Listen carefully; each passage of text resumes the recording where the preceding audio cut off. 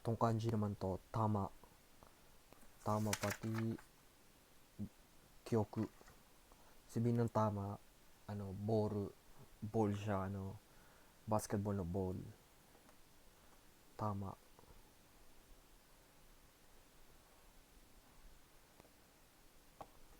Okay, nasa kalahati na tayo ng first grade na kanji. So, kalahati pa. So, 41 na tayo. Na kanji na pinag-aralan natin. So, matagal pa. So, 40 kanji pa sa grade 1. Grade 1 pa lang to ah. Hindi pa tayo umaabot sa grade 2. Ang grade 2, 200. 3, 4, 5, 6, 200 kanji. So, ganito talaga, mahirap. Kailangan lang muna natin mag-practice, mag-aral. So, ayun na. Let's go.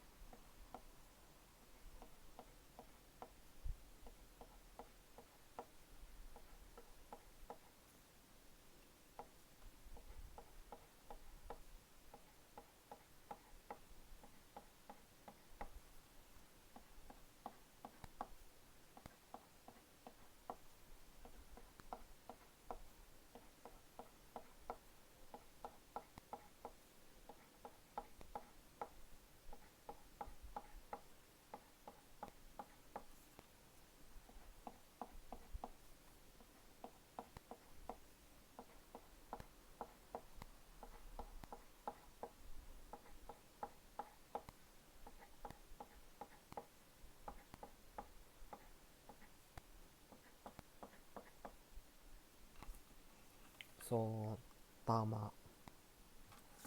Tama ang basa. Tapos kyoku ang umi-umi. So, ayun.